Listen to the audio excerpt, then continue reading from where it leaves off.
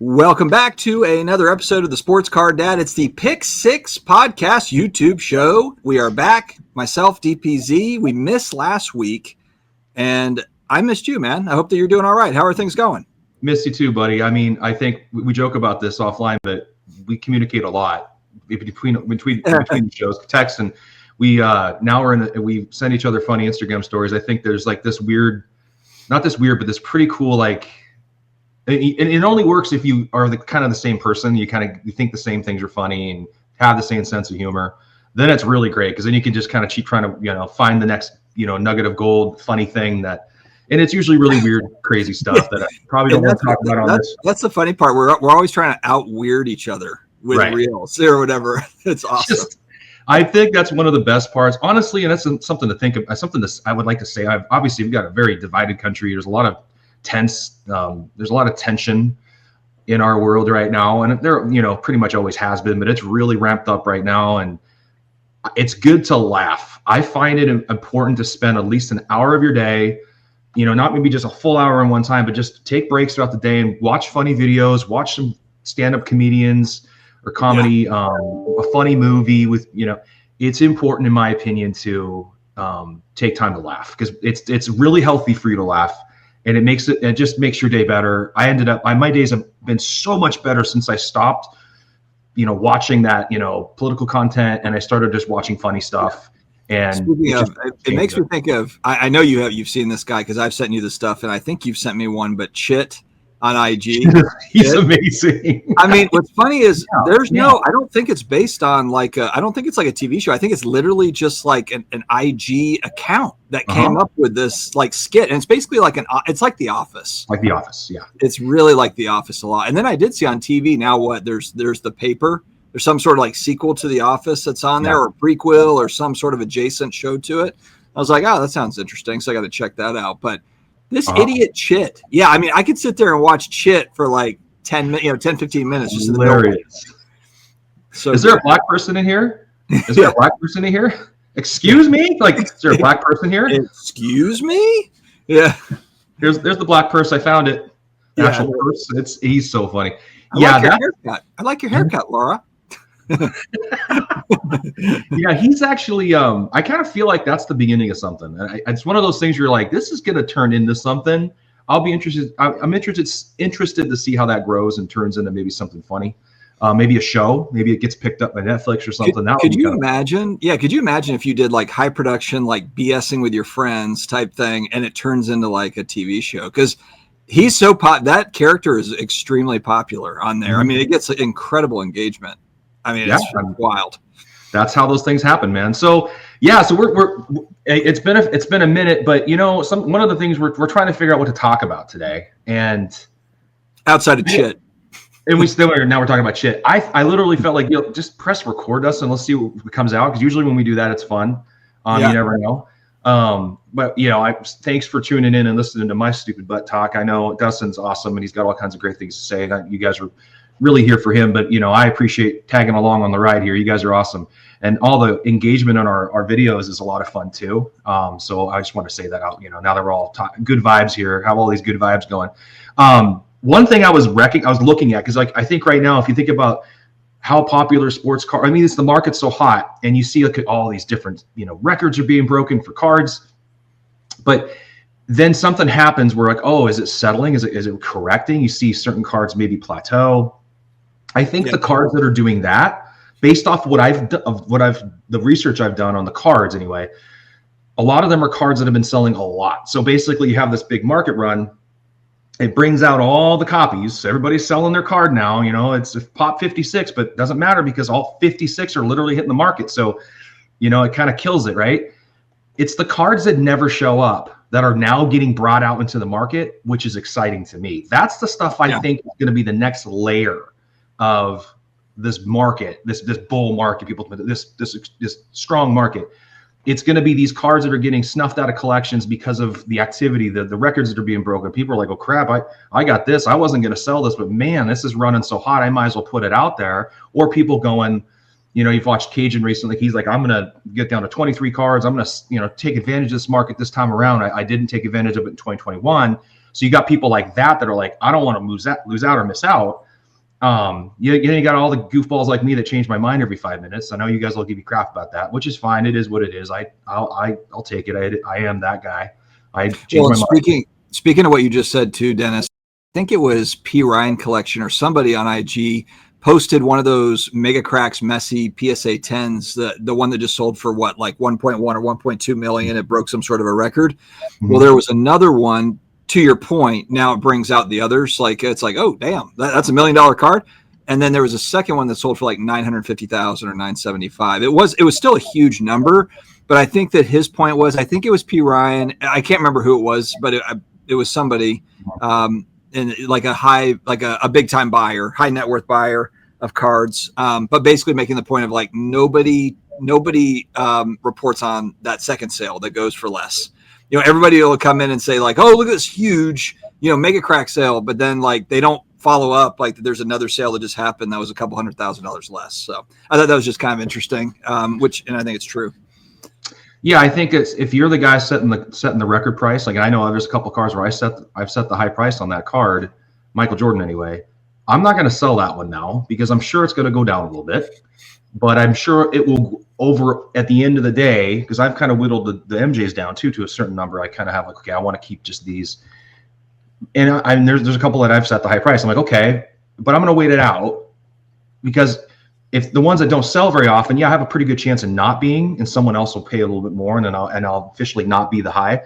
But with some of them, I might be for a while, and that's okay. Just know that, because I'll speak from like experiences. A lot of Michael or Ken Griffey Jr. cards I bought at the time a couple of years ago, and I was the high, and now they're soaring. And I'm like 5 or 6 sales. Some of them they don't sell very often. Some maybe 1 or 2 sales because they never sell. They sell like once a year maybe. So there hasn't been a lot of activity to go, get a couple more sales above me. But for the most part, I'm in great shape with all my MJs, and it's not like I had them in 2019 or 2018. See, so I think with some of that stuff, you just got to hang on to it long term if you really love it, want to have it, and you're not worried about it. It's like, it'll get back, it'll be fine. The card is cool enough, it's iconic enough, it's low pop enough, it's of a player I love. Those are the kind of things you can just kind of wait it out and don't get scared and just, oh no, sell out. And then you flood them. Then people keep flooding the market with cards going, oh crap, now they're going down again. And everybody, I think that happened in 2021 or 22, right? Because then everybody freaked out and went, oh, wait a second, I just got, hoodwinked. Oh, we lost Dustin. So now I'm going to basically get out of them now because I'm freaking. They're going to go back to zero or something like that, and then you have another flood, and it just furthers it.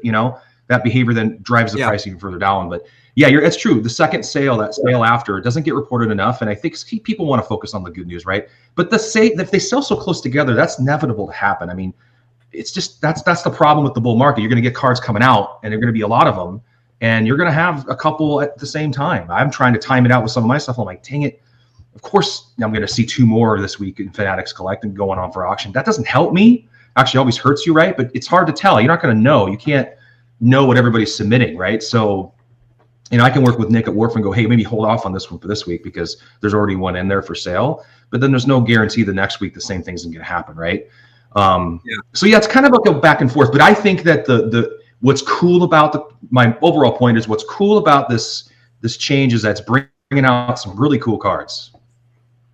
Yeah, I think the one thing that's different is because when you talk to folks that have been hobbyists for a long time, maybe for decades, the thing that strikes me is like, well, what's different this time, about like what's happening in our category. And I was talking with Rob at Burbank a couple of days ago about this, and basically just talking through that we have Nat Turner's group that came in, bought collectors, took over PSA, then invested another like tens of millions of dollars into growing out PSA and the other collectors companies. You have Michael Rubin that came in and bought Topps and is now going to take control of all the licensing. eBay, because of all of the interest in collectibles, they've expanded all their offerings. They've got all sorts. I mean, the website is basically the same as it was 20 years ago, but there's a lot of different functionality and integrations that they've added in. So you've got some huge companies that are now, multi-billion dollar companies that are working to profit now. Whereas if we go back, 5-10 years ago, it's still a pretty sleepy hobby. So when we talk about like participants in and companies that are trying to ramp up, it's not anywhere near the same scale as what we're seeing now. So I just believe in the category as a whole way more today than I did in 2020 when I started making content, or 2018 when I started, collecting cards. It feels like very primitive going back. Like when I think back to 2018, even though it's a lot of the same companies, does it not feel like today versus 2018? It's like these companies have come a long way in 7 years, 5, 6, 7 years. 100%. It's a totally different landscape, and there's way more participants, and it's primed for more. It's like scaling up, right? Before the hobby didn't have the ability to scale up because it wasn't the kind of interest to give it the foundation to do it and the ability to do it and build it out. Now it's been built out so we can go, and there's a lot more room for it to grow. So there's the ability with marketing dollars and the right people getting involved. I don't think this is just the beginning, in my opinion. I think, especially for important cards and important players, I always say that you're never going to go wrong because they're just going to slowly go up, right? That's what I was going to say. Like for yours, like let's say you have Ken Griffey. Actually, you do have a couple, like the redemption card that you showed on the last show or the last couple of shows. And you're like, this card is rare as all hell, but it's not necessarily as well known. It's not necessarily one that you're going to hear talked about. Well, it's just a matter of time before that card gets its day. To me, like in my mind, like it's probably just a matter of time. And then that all of a sudden is going to be like, holy shit. Like, all these people are going to be thinking like, cards like that, I guess. Think back to 2021. Yeah, I think 2021, it was mostly like iconic cards. If we're talking about 86 Fleer made a big jump. There was vintage baseball made a big jump. The modern stuff was really like everything jumped up modern. So it was kind of like dumb money flowing. But now you have this boom is more smart money flowing. And then as people get more and more into, the people that have been here and new people getting in and they're learning more about it, it's just I feel like it's going to expand. I think that's really what's happened with the Michael Jordan market. When you look at it, like, yeah, of course you got PMGs and you've got the 80s stuff and all the stuff people know. But look at all the random inserts that are PSA 10 that are soaring and, all these new records. That's just a function of people saying, I want to buy Michael Jordan. And they're just like, the net has to go out because the affordability of all the cards is just like basically moving down to everything from the 90s. Absolutely. I think, right. Like the kind of cards that are selling are very different, not just the base. It's just it's the important cards. And then the cards that are just super out of the stratosphere rare, no one's going to get those. So then you can start seeing it trickle down to the cards that are a little bit more cards you can actually pick up and you can conceivably get in your hands. I just read a post just looking at, just to remind, get the numbers and data rate. Nick at Wharf Sports Cards, who I run all my auctions through, he's amazing. He stated that he has sold over $3.3 million in 90s cards thus far in 2025. It's a huge year for him. But he's sold up to $2 million in Tom Brady alone. $2 million Tom Brady. And Tom Brady's not in the 90s, obviously, right? So that doesn't count. So $2 million of just Tom Brady. What that tells me is that the player is going to get their day, is going to have their time in the sun. I mean, it's going to just whittle down to certain players, and you're going to think about the great ones. It doesn't have to be, one of 3 or 4 players. I think I have to change my tune. I thought it would just be like, the Jordans, the Kobes, the LeBrons, and, the big players. I think you start adding Curry, Mahomes, Brady, obviously Griffey. I kind of felt like he was there. He's definitely there now. Bonds, you just kind of start going down the line and you start thinking of soccer players and all the different athletes. You can start factoring in there. Shaquille O'Neal, like it just keeps going, right? Mike Trout, he's got a big market. I think you're going to see more players, the player PC, the people that are PCing players. It's going to get bigger, right? I just think that's going to start happening, because there's going to be an interest in collecting a player. And some people I don't want to collect Jordan or Griffey or LeBron, or everybody collects those guys. I want to collect, this guy. This is the guy I love, and so you'll start seeing some of the values of their cards growing, modern and, 90s or vintage. Yep. I totally agree. Well, now, do you think it's going to widen for a lot of different players, or do you think it's just going to continue to widen? Because I feel like people are really zeroed in on the Griffeys and the Jordans and the Mantles and everything, and they're just going wide. As opposed to going deep with more players, they're just going wide on the same ones. Do you think it's going to actually, though, like, change as far as and then I guess the other part is this. I don't know, that's a good question. It feels like we're in a weird spot. I would say in maybe not in baseball, but in football and basketball, we've talked about this. Like, who's the next guy in basketball? You got Steph and LeBron. Like, it's still kind of out there, like up in the air. Who is that going to be? Somebody's going to ascend, though. Somebody will probably, I'm guessing. And that person, or there'll be two guys. Let's say it's Jokic and Ant-Man. I don't know. Let's just throw two of them out there. But that could be like the next gen of, because there has to be another. There has to be more. I would assume anyway. It usually always happens. There's another generation of guys. And the same in the NFL. Like, we've had Mahomes, but Mahomes actually looks human. After that Super Bowl, getting smoked in the Super Bowl, this year he looks human. And I think that they'll probably rebound. But, like, will there be another guy to step up to challenge him?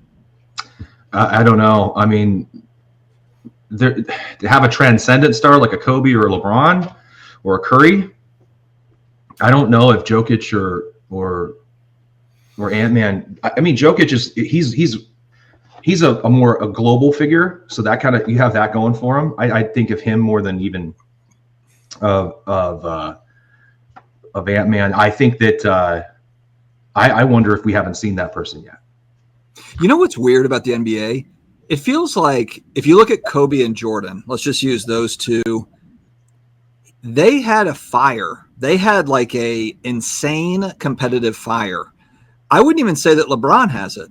LeBron is competitive. I don't want to say that he's not, but LeBron is not Kobe or Jordan, the way that he operates. And I'm not saying that that's better, worse, whatever, but he's not the same guy. It's not the same sort of tenacity that I just don't think that it is. But I have a theory about that and as to why. Okay, well, hold that thought. But like, who other than like of the new guys, who's got the tenacity? I don't know if anybody has that sort of tenacity. Jokic would rather be like overseas, back at home farming. He just shows up here to play some ball, collect a paycheck, and then he'd rather be home. But like a lot of these young guys, I just haven't seen it quite like that. Like guys getting pissed, like on the court. Like you can tell they're really taking it hard. I don't know. I'm not saying they're not competitive. It's just I feel like it's not the same. John Morant's pretty. I mean, SGA. We keep forgetting about SGA. I think SGA is probably what SGA. But he's a finesse guy. I mean, he's a slasher. You can shoot. You can do everything. But he's I don't know about the intensity. I haven't watched enough of his game to comment on that with any authority, or even have an opinion that could be factored in. I think I've watched a lot of John Morant. I think he's exciting. He's an exciting player to watch because he's so athletic. But do any of these guys have that like crossover potential like the Kobe's and Jordans? Yeah, I don't know. And it's hard to know how hard they're really working. I'm sure they're working hard, but we know about the passion from Kobe and Michael because of how it was documented. And of course you saw it on the court and the field. We have all these different ways of seeing it in action. We probably didn't see the intensity of Michael Jordan until the what's the name of that documentary that came out? The Last Dance. The Last Dance. That kind of brought that into view. Like I wasn't even aware of that. That was pretty spectacular. I've watched it like 4 times, I think, because it's so fascinating. I think the reason why a lot of this newer generation of player isn't that, it's just too many distractions. Everybody has a brand. Back when only a handful of players had a brand in the 80s and 90s, it was just, Michael Jordan kind of started it almost, right? I mean, Magic Johnson kind of had one, but the best players in the league were Kareem, and he didn't even want to talk to anybody, so he didn't have a brand. Jordan started all that, right? Having a brand, and Griffey, as in baseball, had a brand. I think almost every player now has their brand. They have podcasts they do, and they're pulled in a lot of different directions, and they're not gym rats like they used to be, because there's way too many other things they can do to increase their brand, and social media and different engagements. You didn't have that in the 90s. You didn't have that in the 80s, and even to an extent, not much of it in the early 2000s. But even so, I think Kobe came through that. he was a fairly modern player as well. He retired not that long ago, but he was a product of that old school, it was just different, and that's just my theory. I mean, I guess people that listen to this, you can poke holes in it or comment on it or add to it or, addendum. I don't know, whatever you want to call it. I just think there's a lot of distractions. I think there is for all of us. We're all glued to our phones. We're watching different shows. We're streaming shows now. You couldn't stream anything back in the day. Now you can just lose yourself in a show and a binge watch, and you don't have to wait for the next episode to come out on some of them. They just go drop the whole season. You just go. That takes time away from playing, or maybe they're playing video games all the time. I know a lot of athletes like to play video games. So just not as much. There's just way more things to do, way more distractions, I think, that pull them in different directions. And a lot of it looks like it's just raw talent they have. It's just weird. Yeah, I get that, but it's just weird to me that there's not guys that want to, I don't know. And maybe I'm missing it. I'm not going to pretend like I'm like an NBA expert. I don't watch every single game or anything like that. Rarely watch games, frankly. But I pay attention to media and I pay attention to kind of who's out front and who are the guys.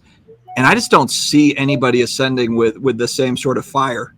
Like, who's ready to win multiple championships? I mean, I just don't see it. I see a lot of guys that are out there making good money. I mean, maybe that's part of the problem is like everybody on the roster now makes like 10 million a year, even like the scrubs, the scrubs make like 5 mil a year. I don't know. Maybe the money's just gotten so big that guys are like, I'm not going to put my body through hell. I'm making, let me just make some let me shoot some baskets, go home. I kind of wonder, is that why they don't defend too? When we talk about Luka, when you talk about Carmelo Anthony, I feel like Carmelo was the ultimate scoring machine that didn't give a shit about defense. But that's like the NBA now. The entire NBA is Carmelo Anthony, in my opinion. It's just kind of, and then one of them's got to win at the end of the year. That's what it feels like. Yeah, and I think you make a really good point. That's actually a really good point. The money aspect, I didn't factor that in. They all get paid now too. They all have brands. They all get paid. They all have, they're all involved in different activities. They own wineries, businesses, and just it's like, it's there's too many distractions. I think. Of course, we don't know what their workout regimen looks like. We don't know what they're doing off the court. So I can't speak to that, but yeah, on the court, what are you seeing? Yeah, it's a very fair assessment. You don't see a Scottie Pippen or a Michael Jordan defending people like they used to, right? You don't see that. Gary Payton, maybe not as often. It's not like, because every team seemed to have a guy like that back in the heyday. But we're like, we're 44, 45 years old, we want to see 90s basketball because that's what we love. How could you not fall in love with that? So we're just like pining for those days. So I think we're sounding like we're slowly turning into the old men yelling at the clouds here, Dustin. So. Pretty much. Yeah. No, I think it's happening right before our eyes. It's happening. We are turning into right now. Yeah. It just happened right now. It just happened. These kids don't even play hard anymore. They don't even know what they're doing. Make too much money. Nobody gives a damn out there as I've got chips on my shirt, That guy needs to be in better shape. Yeah. I love the meme where it's like a huge guy on the couch, and he's got food, he's eating food and it's all over him and he's like, and it's like whatever, so-and-so threw for 217 yards and 3 touchdowns. He's like, that dude sucks, yeah. Oh man. Well, all right, we're at 24 minutes already. So why don't we put a cap on it? We kind of went on a little bit of a tangent, a little sports tangent, but go ahead. No, I think this is a show where it sounds like you got a pretty cool format going. You got your interview shows where you interview different people. You've got your daily shows, which kind of cover the hobby as a whole.